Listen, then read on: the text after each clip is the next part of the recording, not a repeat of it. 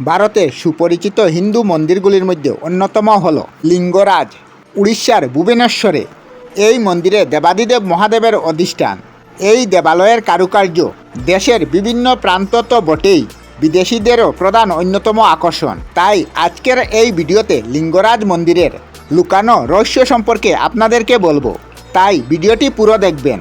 ভালো লাগলে like, share, subscribe করতে ভুলবেন না। কমেন্ট করবেন কমেন্ট বক্সে গিয়ে। লিঙ্গরাজ মন্দিরের সঙ্গে জড়িয়ে রয়েছে অদ্ভুত ইতিহাস।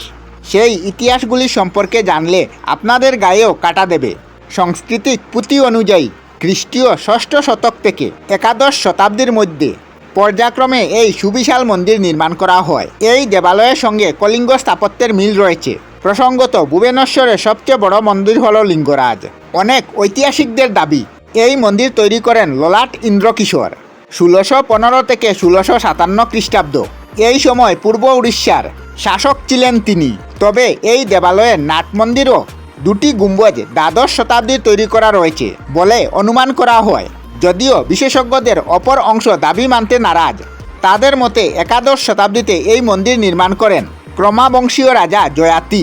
এই নাট মন্দির ও গর্ভগৃহ নির্মাণ করা হয়েছিল 1099 থেকে 1104 এই খ্রিস্টাব্দের মধ্যে। উড়িষ্যার রাজা সেখানে নিয়মিত পূজা দিতেন। গঙ্গা রাজারা পালা করে করে এখানে পূজা দিতেন। লিঙ্গরাজ শব্দের অর্থ হল লিঙ্গের রাজা। এই মন্দিরে পূজা পান হরিহর। হিন্দু শাস্ত্র অনুযায়ী তিনি একাধারে সৃষ্টিকর্তা বিষ্ণু ও ধ্বংসকর্তা শিব। লিঙ্গরাজ সংলগ্ন এলাকায় রয়েছে বিন্দুসাগর সরোবর। বিশাল এই জলধারাকে নিয়ে রয়েছে জনশ্রুতি।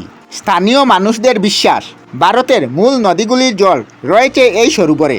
অনেকের আবার বিশ্বাস এই মন্দিরের নিচে দিয়ে প্রবাহিত হয়েছে একটি নদী, যা বিন্দুসাগরে এসে পড়েছে। এই মন্দিরে স্নান করলে রোগ ব্যাধি সমস্ত কিছু দূর হয়ে যায়। লিঙ্গরাজ মন্দিরের দৌলচৌলি 4টি ভাগে রয়েছে। এগুলি হলো বিমান, জগমোহন, নাট মন্দির এবং ভোজন মণ্ডপ। এর মাঝে মিনারটির উচ্চতা প্রায় 180 ফুট। উৎসবের দিনে দর্শনার্থীরা এখানে জড়ো হন। মন্দিরের সেই অংশকে বলা হয় জগমোহন। দেবালয়ের বিমান অংশের মধ্যে দেবতারা অধিষ্ঠান করেন। এছাড়াও মন্দিরের প্রধান প্রবেশের পথের দরজাটি চন্দন কাঠ দিয়ে তৈরি রয়েছে, যা এত বছর পরও টিকে আছে। ঐতিহাসিক জেমস ফাগুন লিখেছেন, লিঙ্গরাজকে ভারতের প্রসিদ্ধ মন্দিরগুলির মধ্যে অন্যতম বলে চিহ্নিত করেছেন। বর্তমানে এর রক্ষণাবেক্ষণের দায়িত্ব পুরোপুরি ভারতীয় পুরাতত্ত্বের হাতে রয়েছে। নিত্যদিন এই মন্দিরে প্রায় 6000 ভক্তের আগমন হয়। উৎসবের দিনে পূর্ণার্থীর সংখ্যা লাখ ছাড়িয়ে যায় বলে জানা যায়। আমরা আমাদের চ্যানেলে সব ধরনের ভিডিও আপলোড করি, যেমন ব্লগ, নিউজ, কুকিং ভিডিও, ধার্মিক আলোচনা ইত্যাদি। যদি আপনারা এই ধরনের ভিডিও দেখতে পছন্দ করেন তাহলে এই চ্যানেলটি নিশ্চয়ই সাবস্ক্রাইব করবেন।